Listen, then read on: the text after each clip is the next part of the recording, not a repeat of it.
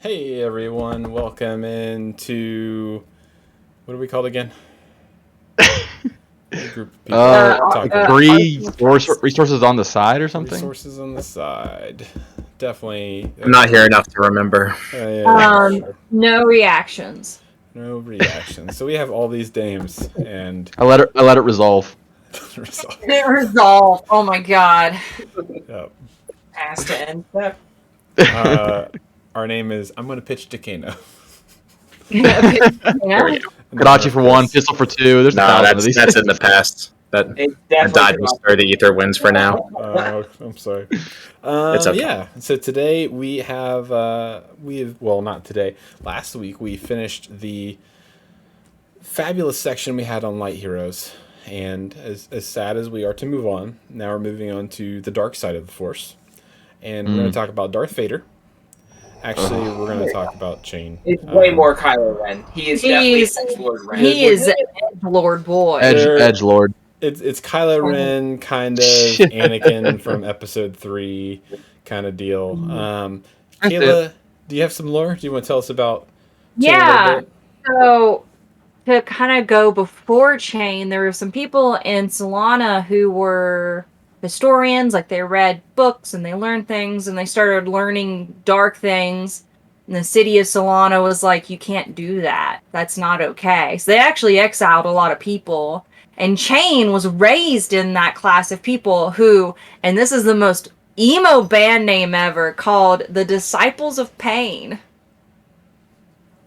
Okay. Like it is prime emo kid, like push the hair down, can't see past anything, emo face. It's like straight out of Hellraiser. Can I just point out to the fact that it didn't take much effort for Kayla to transform into that? She was on the ready. It was just like boom, and then pushed it back. Yeah, I'm always prepared. But he was raised in that subset. He did a lot of research into trying to get back at the city of Solana, and basically actually all of Wrath. And they found how to open a portal to Eothriel, I think is Eothriel. Well, it's close. I could probably get through it. Either Eothriel or Eothriel. Eothriel. Yeah. That's like an accent above the A or the E, right? Mm-hmm. It's little I, big A. It's however. T-H-R-A-E-L. Yeah. So they actually open a portal to that land, which is just basically their sort of other world. I wouldn't say it's kind of like the underworld. It's kind of like Valhalla. It's sort of it's like Thor: Dark World, where the Dark Elves are. They don't talk about it ever again because it was a terrible place and they don't want to go back.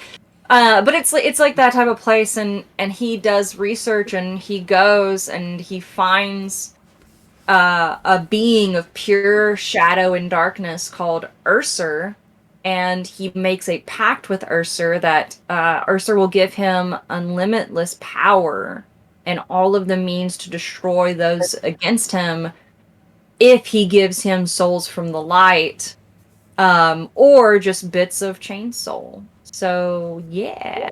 He's so prepared. He's the OG Edgelord Warlock. He is literally the prepared. emoest person to come out of this game so far. Like, when they were making character design, they're like, Viscerai, Edgelord, absolutely. And then somebody was like, hold my beer. Edgelord, meet this guy, Chane. Okay, adult form, bound by shadow. Oh my god, I love it. Shackle Daddy.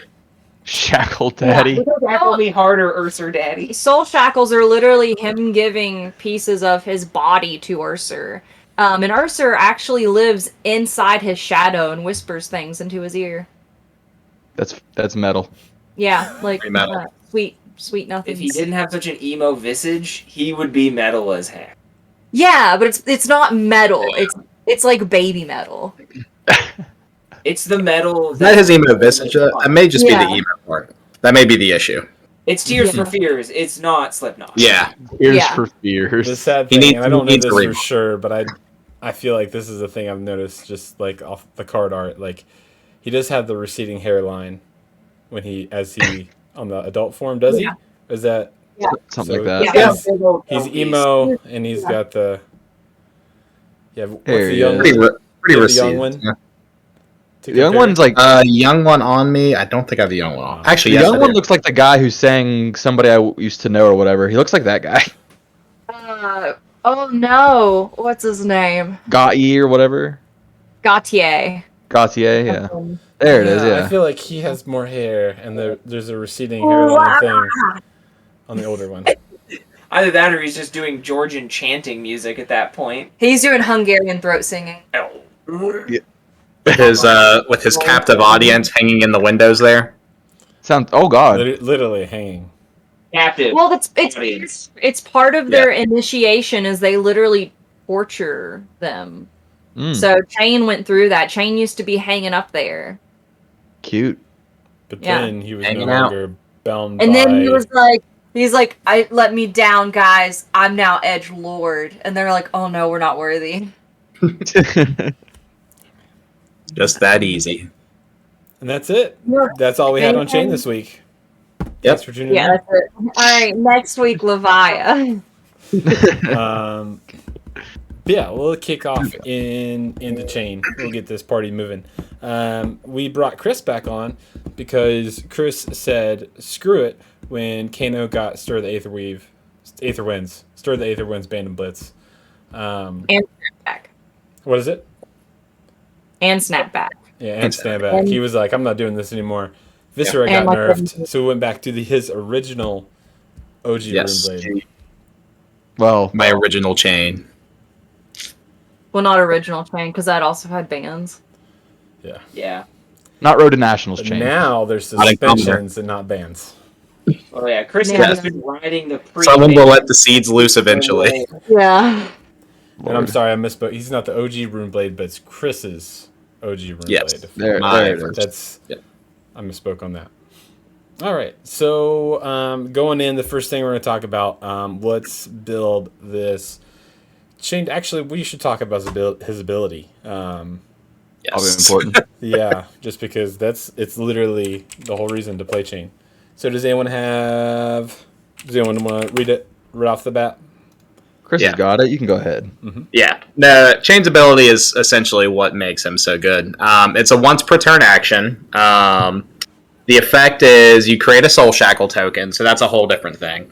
But after you create that Soul Shackle token, you give your next Runeblade or Shadow action. So note action, not just attack action or non-attack. Next action, go again.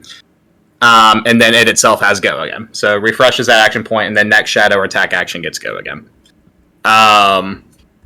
The Soul Shackle token itself is one of those things that if you look at it initially, it seems like it wouldn't be all that great. I mean, it says at the beginning of your action phase, banish the top card of your deck. And you stack more and more of them, you banish more and more. But in reality, that's all Chane's plan. That's what he wants to do. Essentially, he's a deck that kind of starts out... He can start out slower than other aggro decks.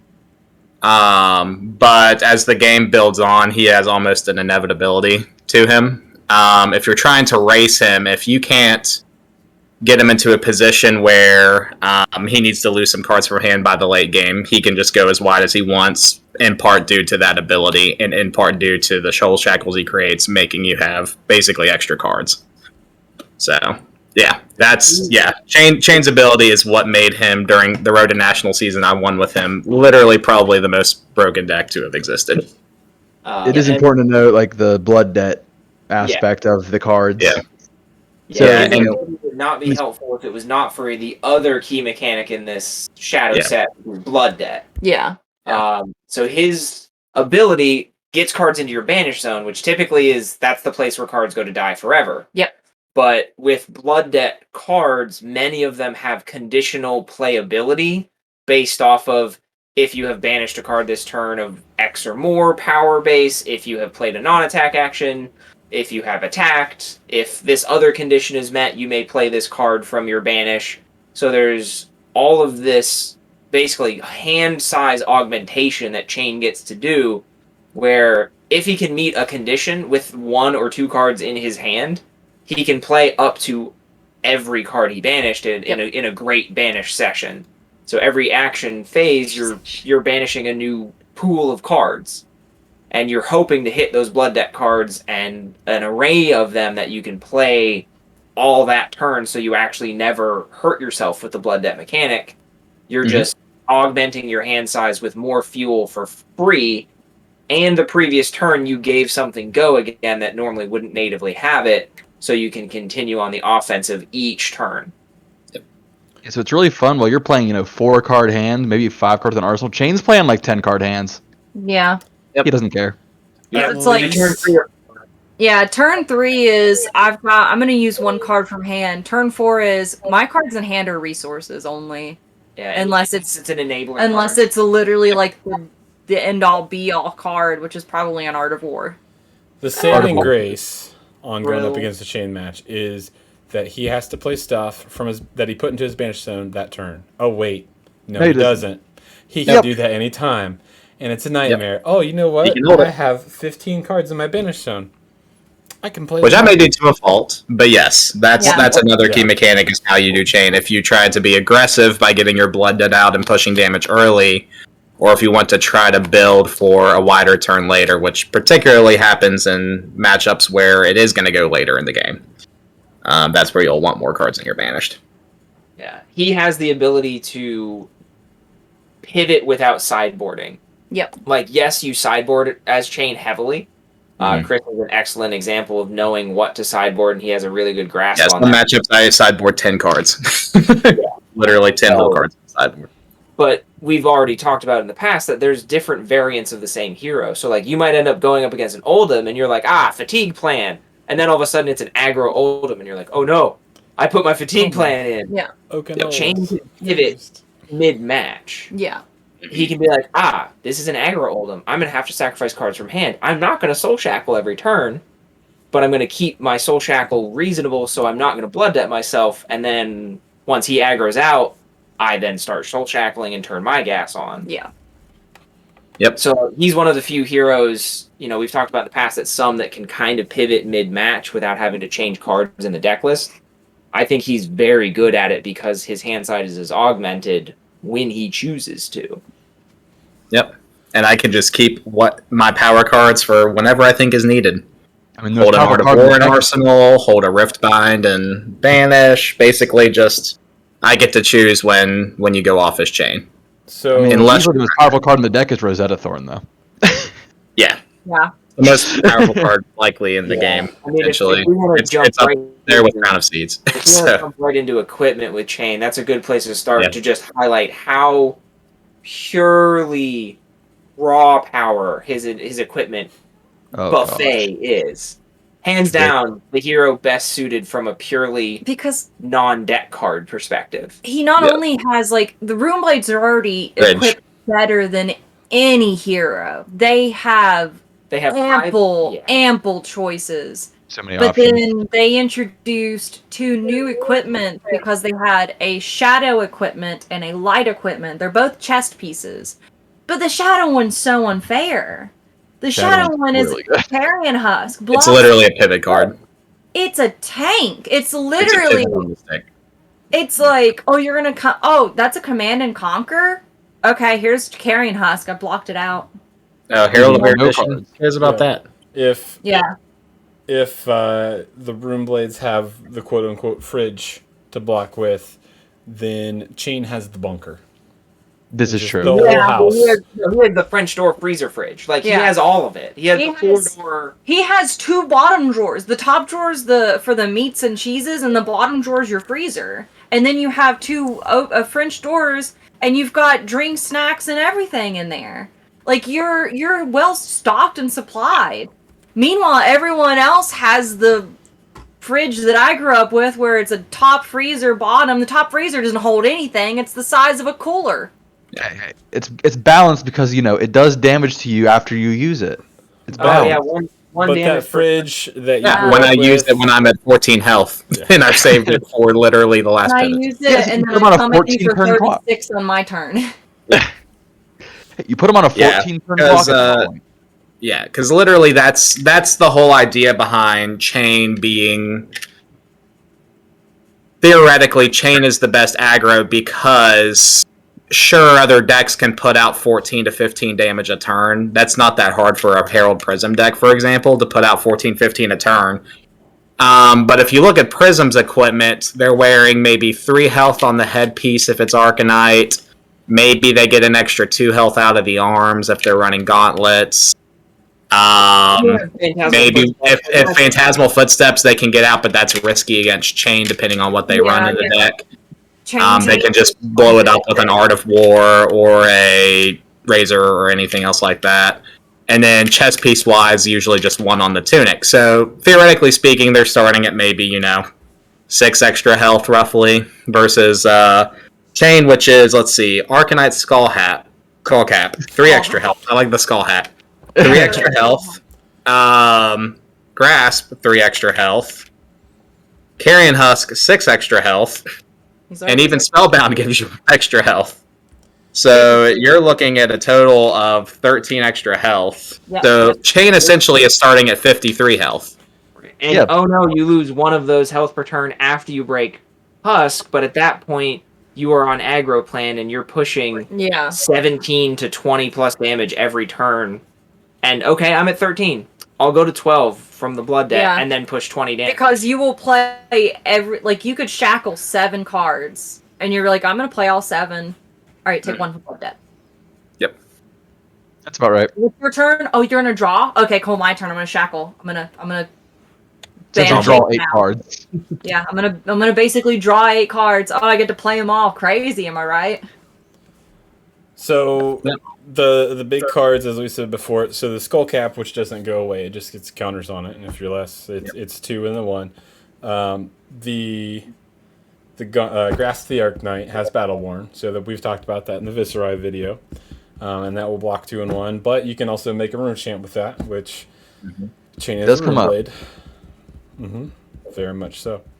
And it's a good filter mechanic. Yeah, that has to be shattered, or there's a Guardian card that can destroy it. But that's it. There's 2 cards in the whole game. Yeah. And they have to block with it against Shatter. Guardian at least has the option of just that thing's dead now. You let me use this Crush. Yeah. What is it? Buckling Blow? Not Buckling Blow. Buckling Blow is the one that gives it the -1. The Majestic is it Mangle? Is the one that allows you to destroys. Yeah, destroys any target equipment with a -1 counter on it. Okay. So Temper or Worn.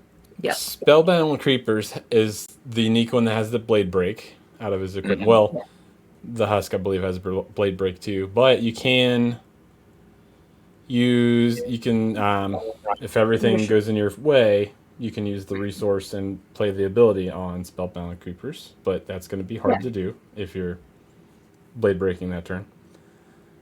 Not always. There's some tricks around it. It's just not straightforward. Yeah. There are some tricks around it. Yeah, it's one of those things that Spellbound is probably the trickiest but most rewarding equipment. Yeah. In Chane's arsenal, because if you know what you're doing with it and you're aware of it at any point, whether it be your turn or your opponent's turn, I think it's one of those things. That's where chain mirrors kind of get. I think probably the biggest thing in a chain mirror, for example, would be how you use your equipment, being who has the best husk and who has the best creepers, and then there you go. Unless, of course, one person draws 3 Art of Wars and the other doesn't. But that's besides the point. Banishes 3 but yeah, whoever does their creepers best and whoever blocks with their husk best, that's kind of the skill of equipment that takes a long time to learn with Chane, that you kind of get down over time, because there's just so much utility in the creepers. The last thing we're talking about, it's kind of mentioned with the Carrion Husk. So if you defend with it, banish it when the combat chain closes. So at the start of your turn, if you have 13 or less health, you have to banish it. So when you hit to that point, make sure that even if one's going to come in for you, if you're going to end the turn with one less, it's like, well, I might as well block it. But plan accordingly before that happens and evaluate where you're going to be. Now I have successfully gotten Chris's Carrion Husk away from him before he's had the chance to block. So if it's it's only in Blitz. especially in But- Blitz. Yeah. Yeah, it's CC, it's much harder to sneak that up on them. But in Blitz, I was able to sneak in like a double out for blood, which put Chris to 12, and he didn't get to use his carrion husk at all that game. And that was even over a block. Yeah, that was over a block too. So he was like, "Oh, that was a good play," and I was like, "I know." I still ended up losing. I think you still ended up losing, but one health. Yeah, any deck that relies on a consistent chunk or chip away method against Chane will always struggle purely because Carrion Husk exists. Yeah. Because any deck that is doing attacks that come in for 4 or like 3, like anywhere between 2.9 and 4.1 as an average for your attacks, Chane's just going to wait and wait and wait. And then when he has the like, I'm going to shackle 3 or 4 cards next turn, I've got a really good 4-card hand, I've got a card in Arsenal, he'll commit Carrion, basically save however much life you were threatening, and then have a full monster hand that you're like, I successfully did 6 damage last turn and brought him to 14. And he's like, that's nice. I'm now not going to lose any health other than the one from Husk the rest of the game.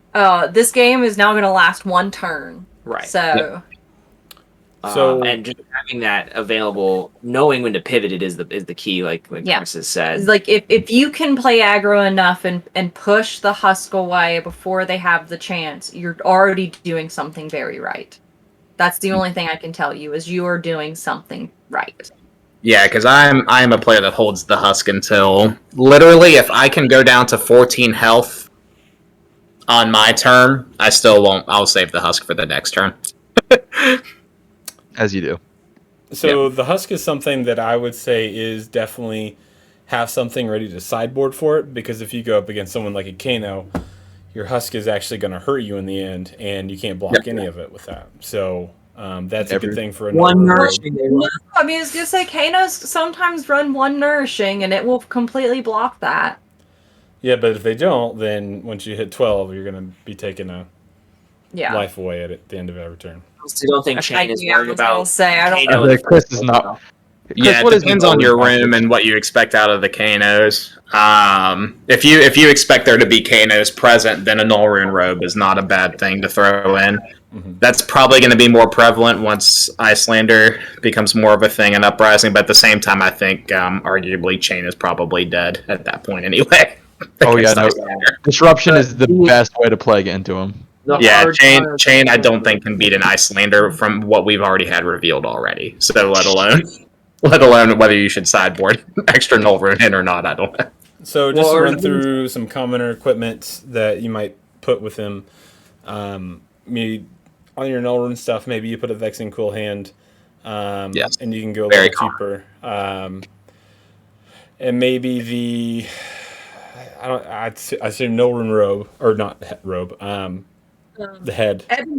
You would do Crown of Dichotomy, actually. Yeah, that's the one. Well, not that you would ever use its effect, but in the 1 in a million chance the effect becomes useful, then at least you have that versus just having nothing on the Null Rune or Null Rune Hood. For your chest, you'd probably run Aether Ironweave before you did anything else in the chest, just because of. I mean, you're going to have a non-attack and an attack. Right, even as a Chane, you're not quite, the Viscerai non-attack methodology that Aether Ironweave was built for. But again, just like the hands that we've talked about jokingly, like, there's a Belittle, and then there's a Minnow, and then there's all these, like, you will get hands where Aether Ironweave will give you that free... You Mauvrion in an attack action, you're like, this is perfect. Now it's already ready, I get 2 free resources off of it. Oh no, I broke the combat chain. Chain does that a lot anyway. Yeah. Yeah, and Aether and Ironweave's one of those things that you save typically for... if you're playing like a fatigue matchup, there are people who will play it into fatigue because it helps you go wide on your turn. You're trying to summon Ursa. Yep. And typically speaking, if you're going that long in the game anyway, you don't care if someone hits you with like an Oaken Old or a Crippling Crush because you're playing to basically win on turn 7 and 8 alone. So there's an argument for that. That's kind of one of the hard parts about Chane is he has so much you can sideboard that sometimes it's hard to fit in all that equipment. But Aether and Ironweave is something I definitely think. And then Vexing Malice. I run Vexing Malice, at least in mine. Because otherwise, I think this puts too much pressure. The Quill Hand, or? Yeah, Vexing Quill Hand. Yeah. Okay. Sorry. Yeah. Because that gives you the Arcane Barrier 1 until you break it, but Chane's not really ever incentivized to break it unless it's, I know this 2 Arcane will win me the game. Exactly. You just leave it for the barrier and threaten the Rune Chance at any time. Yep. It is also a way to turn on a Shrill on like a pivot turn if you don't have a way to make auras, but it's Chane. The thing about Chane that we didn't kind of mention is the Soul Shackle is an aura. So it turns on a lot of effects. Yeah. With Everfest, a lot of the if you've made an aura stuff is a thing. Yeah. His making a Soul Shackle that turn turns on everything aura related. Yep. Wait. How much does that cost him? Oh wait, nothing. That's his hero ability. Action Free go action again. go. If a wizard plays Scour, They can scour the Soul Shackle. And that's the way to shut him down. because then he doesn't get his banishes. Yeah, then it completely screws up his pitch plan and banish and everything. Oh my god, my life. Yeah, that's what I'm saying. Icelander is just literally going to destroy Chane. There's no point. So much ice, so much disruption. Oh, The best way to counter Chane is force cards out of his hand and strip him of his efficiency. Make everything cost more. Yeah. So like fatigue shot. Well, one more thing anything before we kind of- move on to all that. So we didn't a commoner piece for legs. I wouldn't mention that. So Snapdragons. Snapdragons or Snapdragons. Suckless, I think. He's the But- Snapdragon. because you Snapdragons, don't- I'd probably say, is the better bet. More than likely, it's the safer bet. It's Sure. the safer bet, but if you have those like shrills that you need to have go again, you're not limited to it having to only cost 1 or less. Yeah, but the resource. That being said, the only thing with Shrill is you're usually given that the Shackle go again anyway to get its effect. True. Since you have at least one guaranteed source of go again every turn with his hero ability, Snaps is more of just the I need this to be a 4 attack turn and I need to go super wide, and that's usually resource heavy. Mhm. So that one from Sutcliffe's might be the thing that lets you not Rosetta this turn That's now. true. Yeah. Fair enough. And Yeah, you it's just snaps are still really good, honestly, and they're free. They're the only thing is they don't provide the utility Spellbound does. I do think it's also important to one's a mention legendary before and we one's move a on. common. Yeah. Yeah, I think it's also important to mention before we move on Ebonfold, Oh yeah. as one equipment choice. It's a headpiece. It's shadow. Essentially, its effect is pay 1. You can banish, basically banish a card. I forget if it specifies Blood Debt or Shadow or what. If it's shadow, there's a second effect, is Yeah. what it is. Yeah, so yeah, it's basically you banish a card and then draw a card if it's, I think, Shadow or something like that. If the card banished is a shadow card, you draw. Yeah, so it's basically pay 1 to cycle a Blood Debt card out of your hand that you can play later to then draw a card. So in an aggro matchup, they may actually be what you need. There's argument too, you can play it in the Chain Mirror because it also has Spell Void too. So if you're looking to break so one of the things about Spellbound Creepers is if your opponent's playing Creepers and they deal arcane damage, they get to keep the Creepers. But if you're playing a Chain and they don't seem to be playing Vexing Malices or other things that do arcane damage, they're not really making Rune Chance, all they're doing is coming at you with Rosetta for arcane, then you can ebb and fold the Spell Void the arcane off of Rosetta Thorn, and that gets their Creeper. So anyway, it's a piece that has merit. And then I think the last one to mention too is potentially Time Skippers. Yep. It's kind of up to people how they want to play into.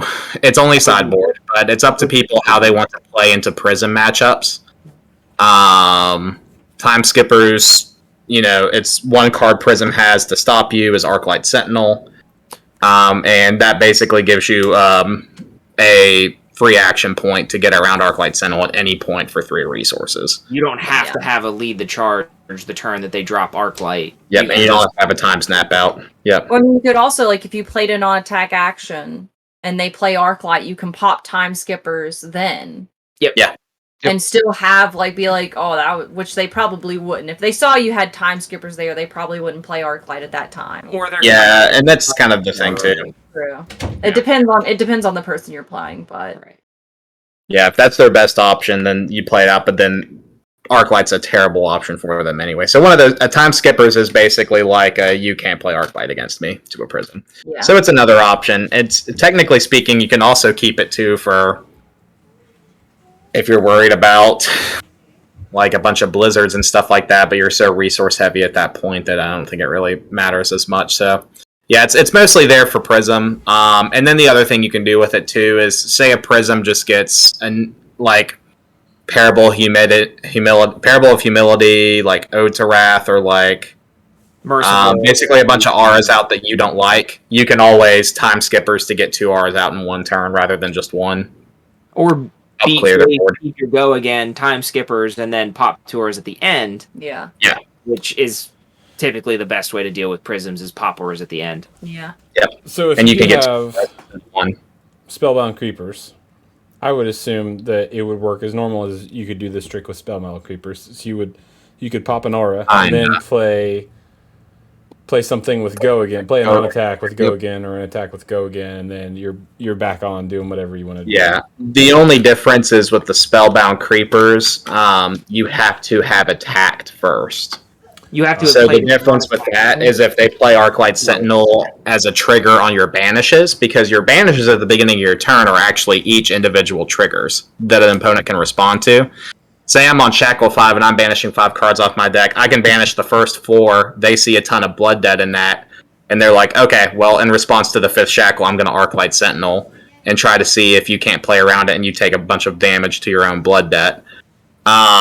That's something Spellbound Creepers can't get around because you have to have attacked and nothing is counted as attacking in a Spectre. Now, that being said, if they're kind of wishy-washy on the Arclight Sentinel and you attack with something like, say, a Shadow of Ursa for 2, and then they decide to do the Arclight Sentinel afterward because they think you're going to go wider, you can then punish them by doing something with the Spellbound because you'll get that extra action point. So it depends. Spellbound can still get around it, but not basically as guaranteed as Time Skippers. A competent prism won't let your Spellbounds work. Watch this if you want to become a competent prism against Chane. I mean, There's she's no not such thing. really the boogeyman against Chane, but she is a potentially unfavorable matchup with the right amount of pressure onto Chane. Mhm. Like Herald is the only thing that time, beats just yeah. Herald fatigue. You basically use your heralds to try and fatigue Chane to make him like not let him play his game. Yeah.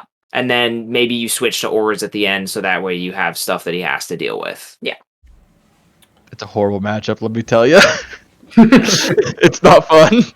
So She's a boogeyman for a lot of other heroes, but not really Chane and not really like Katsu and Dash. Or Briar, yeah. Or Briar. Yeah, Aggro. so that's basically Chane. He can do a lot of things. He has lots of fun equipment. He can do tons of things with them. And Rosetta's broken, so that helps too. Yeah, for sure. So Yeah, they moving just- on to making his deck, you are probably going to put yourself in a position where you either have a lot of blues or a lot of zeros. You want to be able to play stuff from the banished zone. So cards like, I think, Bounding Demagon, Yeah. Founding Demigon, Unhallowed Rites, Riftline, Ghostly Visit, Ghostly Shadow of Visit. Ursa, and Howl from Beyond. Those are like your bread and butter Blood Debt cards at this point. because they're either worth the 2 cost or they're 1s and 0s. Yeah. Yep. Because the thing about Chane is, you're going wide, right? So you have to be able to pay to go wide. So you either are getting a stupid valued 2 like Shrill, because you're guaranteed to turn Shrill on if you make a Soul Shackle to give it go again. Yep. Don't have to play Mauvrion. Yep. So that's worth the 2 because you've got 1 resource floating from a blue, which is Rosetta. So even if that's all you do, you've prepped your plan for next turn by creating your shackle. You're furthering your pitch stack, and then you're threatening on an ideal turn 11 or 12 damage. Yep. From just Soul Shackle, Shrill into Rosetta, and like that's nutty. Yep. Well, it won't be Rosetta 2 and 2. It'll still be Rosetta 2 though. Still decent amount of damage, yeah. Right. Still good And threat. say you do have the Mauvrion, then Mauvrion into Or they just do Shrill. something like the belittles and minnoisms. Belittle Minnowism is a staple in most chains. There was a Flock of the Featherwalkers chain build for a while there that kind of fell out of favor, I think, now. Some people still try and run it. Right, Chris? It kind of depends. There's a couple thoughts about Chane. It's either you play Belittle Minnowism package or you don't, and that basically decides your deck. I mean, there's a ton of other options from there, but that's kind of the base start you choose, is if you want to be Belittle Minnowism or you don't. In my testing, I found Belittle Minnowism is just a little too... It's not a little... It's basically more consistent to the point that you kind of want to run it. over the other set. It's still about 50-50, I'd say, because you can get a ton of value off running just a bunch of things that give 0 cost go again, and then running Enlightened Strikes and Snatches and Razor Reflexes and a bunch of things that let you go wide for 0 cost that aren't Belittle Minnowism. But Belittle Minnowism allows you to do multiple things. Minnowisms are great non-attack action cards that hit almost every card in the deck. For +3, or if you choose to tutor the blue Minnowism, then you're basically, say you didn't have a blue in hand, say you have 4 reds, you can still pitch one of those reds for the Belittle, show your 3 attack or less card, and then grab a blue Minnowism, and now your turn saved, because now you have a blue in hand. Yeah. So it's just the consistency of Belittle Minnowism that leads it more. I think you can maybe get more power out of the other version, but just less consistency. Right, and to like really just hammer home the point of Belittle Minnowism, Belittle is a 1-cost attack action with native go again, and its primary effect is when you attack with Belittle, reveal an attack action card from your hand with base physical attack of 3 or less. If you do, you may search your deck for a card named Minnowism. Minnowism comes in all 3 flavors, red, yellow, blue. The blue adds +1 to the next attack with base power 3. Again, that threshold of base power 3. The red adds +3. Shrill of Skullform, being the thing we keep talking about, is such a useful card in Chane. What's its base power at red, yellow, and blue, Chris? Yeah, it's at red, it doesn't hit it, it's at 4. But at yellow and blue, you're looking at 3 and 2 base power with a guaranteed +3 off of Chane's effects of shackling. So you're just adding a ton more on top of that for the yellows and blues. Right, and then the rest of his attacks, like his Bounty Demigons, his Rift Binds, all of those are either buffed by their internal effect or buffed by triggers on that turn or combat chain. So most of Chane's butter is 3 or less. Yep. So everything's targetable by Minnowism. Blue Minnowism save turns when you have all red. And then the Belittle itself, 1 for 3 with go again is not a bad attack, regardless of the tutoring card.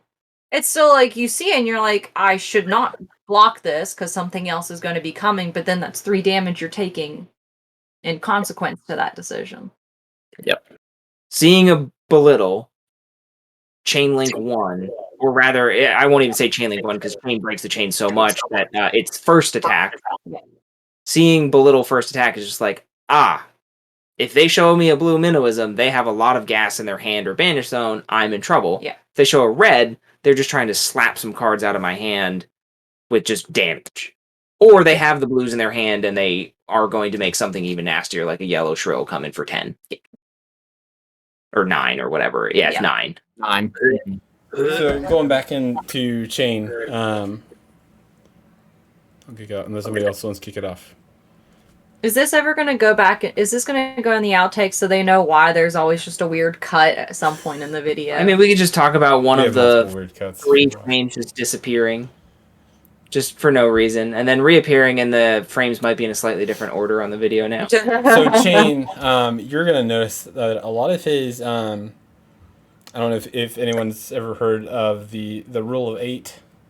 That's something I learned about just recently. Have you guys heard about that? Not familiar. I don't know if I'm may know what you're talking about, but I feel like you're going to explain it and they'll know what you're talking about. I just don't know that it has a name. The rule of 8, and this is something that was very popular in Welcome to Wraith, however you want to say it.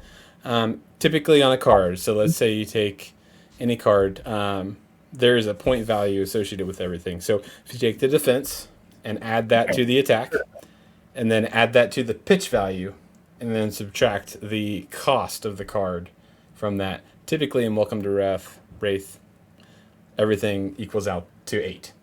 So that's the number. So go again. I think there's some points there. There's some other things, kind of add and subtract points, depending on what you're going to do. Non-attack actions, I don't know off the top. I may see if I can find that and post it in the description.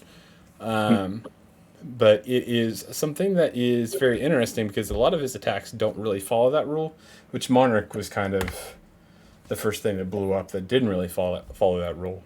But there are a lot of little attacks, a lot of them free, and Ira is kind of known as the Blitz Demon. I feel like Chane is pretty much like the demon. Like a lot of little attacks is like, well, I can block out 4 attacks. Oh, there's going to be 4 more coming my way. Like the difference in Blitz versus CC though is Chane needs that. He's a geometric curve. Yeah. He's very flat at the beginning, but get him to turn 3 or 4, and then it's just gas. Yeah. Yep. So Blitz is where he does struggle a little bit because he's only shackling 1, 2, 3, maybe 4, and by that the game's decided. Like it's pretty handily. Blitz is so fast now that like if Chane gets beyond 4 soul shackles, he's got to be playing against a fatigue deck. Yeah. Yep.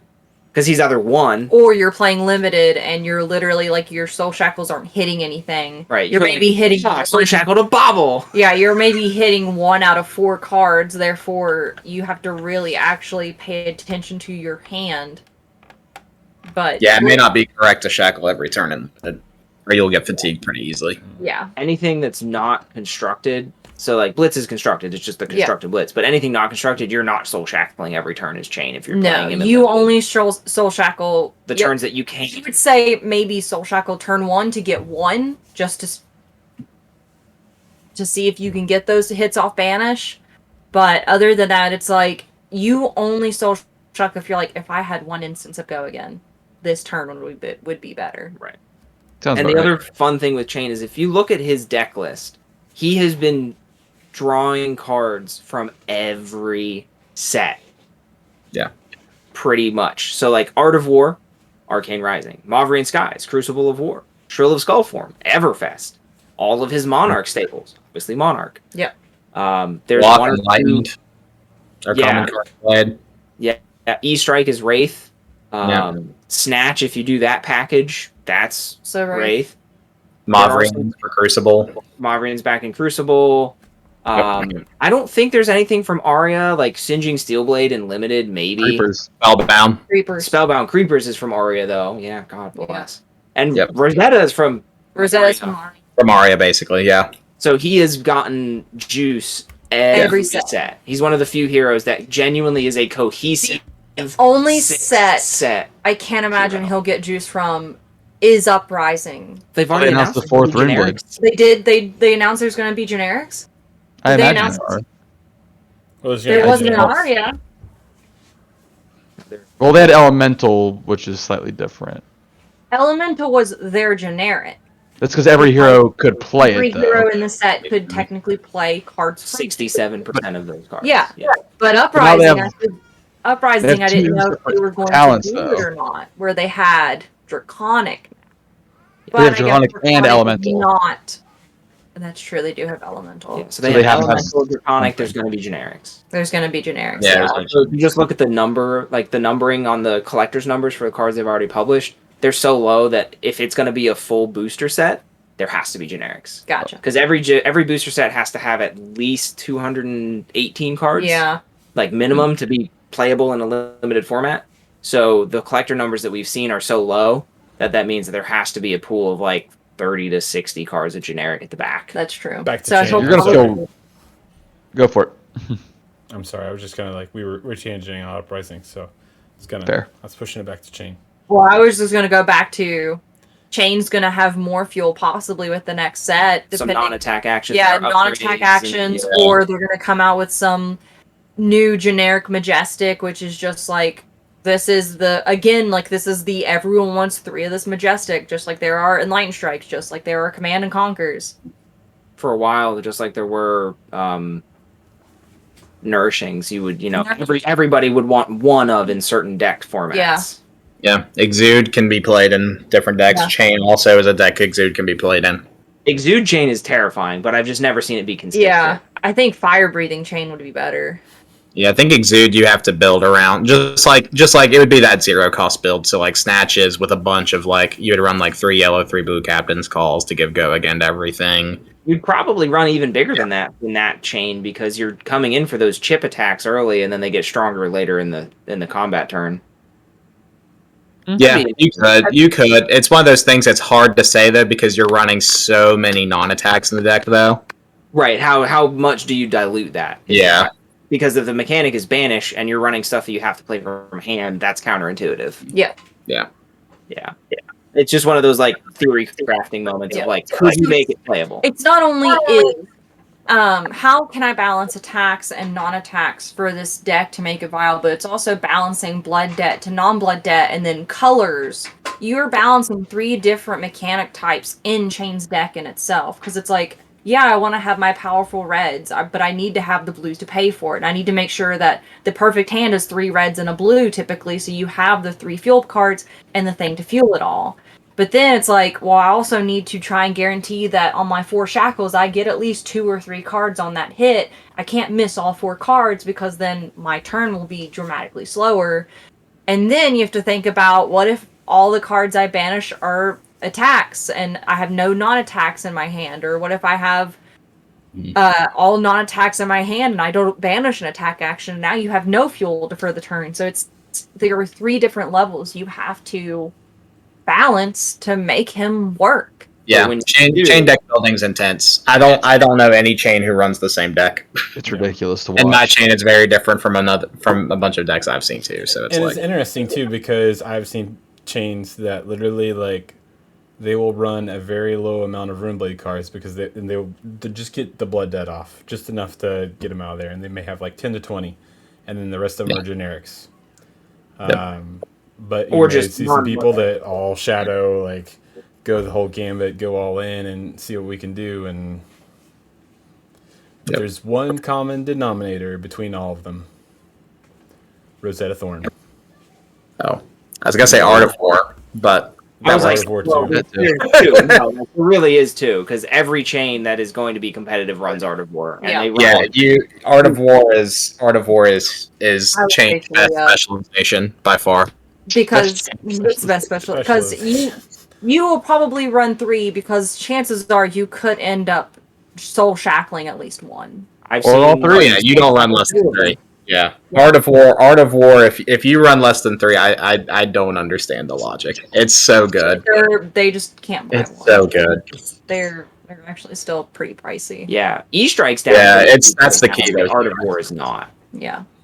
I've seen some white border of Art of Wars jump down to 20, which I think's not too bad. I wish it would get lower, but That is an appropriate price for that card, though. I think it's appropriate right now, where they're also right now for chains. they haven't completely got the product out. It's coming in waves. I feel like as they send more and more boxes out in their allocations, those prices will probably go down. I would say once they actually have the history packs out there, cards are going to probably be around a 4th or a 3rd their black border counterparts prices.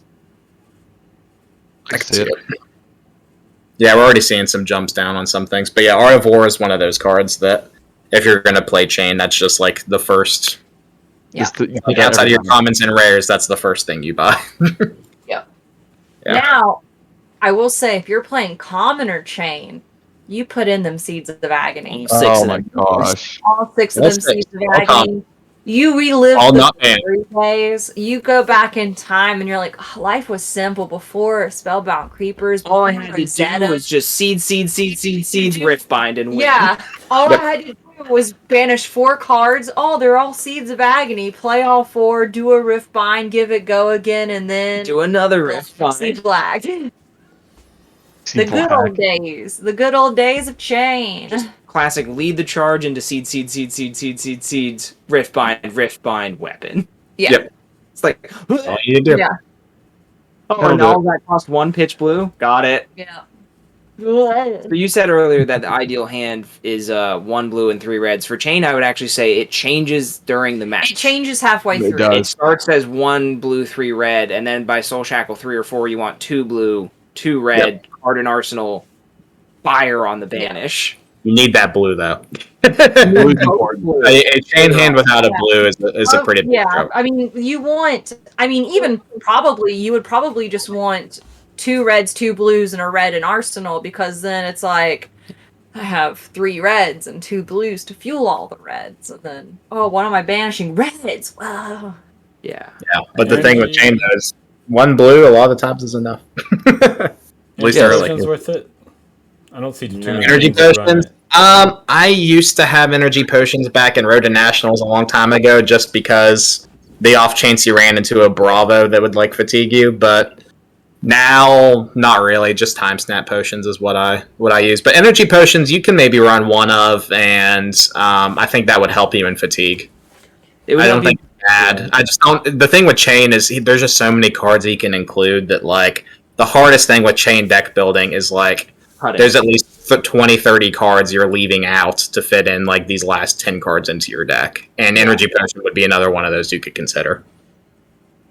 Yeah. Final thoughts on Chane for everyone. He's scary as hell. He is the best hero if you just want to do damage. Like, if you have no other game plan other than, like, I want them to hurt, and I'm going to do attacks that are just... If you're going to just look, if you're going to sit down from your opponent, put your hand down and say, I don't care what you do to me this turn, I'm not blocking, so just do it. Right. Play Chane. Like, maybe I'll use... Like, yeah, Chane is not about blocking. Chane is about surviving to Soul Shackle 3 and then just never stopping attacking. Yep. basically. Like, it's a very, very like, you as the opponent know Chane is going to switch gears. Yep. And you can't do anything about it. So you have to interact with him, you have to disturb him, you have to give him extra cost, you have to remove cards from hand.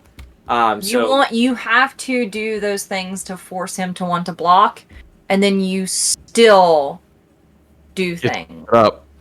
Yeah. You have to keep tempo the whole game. You're me and Anna, you beat him. Yep, you just aggro as much as you can, and that's the key with Chane. Is it's one of those things. There are decks that can outpressure Chane. It's just turns 1 through 3. So if you have a really good early game into Chane, you can outrace him. The key is if you fumble on at least one of those turns 1 through 3, then you're not in a good position anymore. Yeah, it is also. It's rarely a good idea to filter a Chane's hand. If you if you get the turn 0, unless you are going to get his whole hand, you Arsenal a path or you play a prep. Yeah, like you filter yourself, and you don't give him the chance to filter because he either is going to gleefully get rid of 2 cards that don't help his turn 1 plan. And keep 2 cards that do, or you just got to get the whole hand out. Yeah. And it's so hard to get the whole hand out. Like, you have to have some nasty on-hit triggers to get the first hand. Because a Chane will also just be like, oh, turn 0 block with equipment? Okay. Because, again, they have 13... Well, they have 4 free health. Yeah, and it depends on the opponent. If they have on-hit triggers, you'll usually just save your equipment. Like, basically, for example, like, if I'm playing a Viserai, I just hold my equipment until they hit me with the red Malvrian. Or if I'm playing, like, Prism, I hold my equipment until they come with the Erudition. Yep. So with Chane, you just have so much equipment that, like, you have that extra 13 health just sitting there. So you just use it for whenever you need to. I do want to note, and if you have a God hand turn 1 and you want to put, like, if they're going turn 0 and you're turn 1 and you want to start the pressure back at them, it wouldn't be. I mean, you could hold your whole hand. I do want to note the greatest thing I realized. Even the greatest thing I realized when facing Chane is that he has little to no on-hit effects. Yeah. Which is the greatest thing to recognize. Malvrian's his only really on-hit effect. Or Shadow. But even then, Shadow Puppetry is not as bad as it used to be, because Shadow Puppetry, like, my deck runs, I want to say, about 22 Blood Debt, which is about average, probably. So, theoretically speaking, their Shadow Puppetry may not hit anything. The only thing I could think of that really has an on-hit is Swarming Gloomveil, and that's not even, like, the Chane thing, because he's not going to deal arcane damage that much that's going to hurt you. It's not every deck runs Swarming, if any. Yeah. I think if you're and you'd have to run Revel, too. It's a package. The main thing I think going against the Chane, if you want to feel out that matchup, and one, if you're Ice, then you're a step up, because you can give him Frostbite, so Oldhim, Lexi...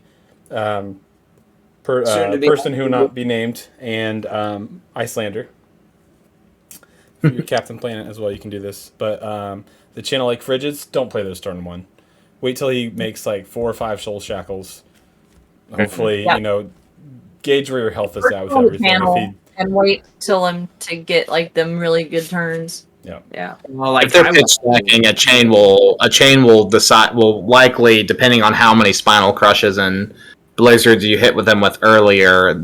If they pitch stack, their stack will hit about when they draw up from the Shackle 7, so Shackle 8's where they should draw their 4 blue pitch and then hit their 8 shackles for the banish. So if you can hold it till then, and they don't have time snap potions and other things out to help them, then yeah, that will hurt them a ton. Yeah, if you can just hold play it. all the Channel Lake Frigids at once. If they have like 6 soul shackles, just be like bam, bam, bam, one ice. Yeah. Find honestly, ways to I pitch. would do 2, and then I would put the third one out next turn. Yeah, I would put 2 out and then Arsenal the third. And then when they're like, that's busting, you're like, yeah, here's a third one. Yeah. There's an argument to run Runic Reclamation just to make sure they don't get 2 turns off of a Channel Lake Frigid, essentially.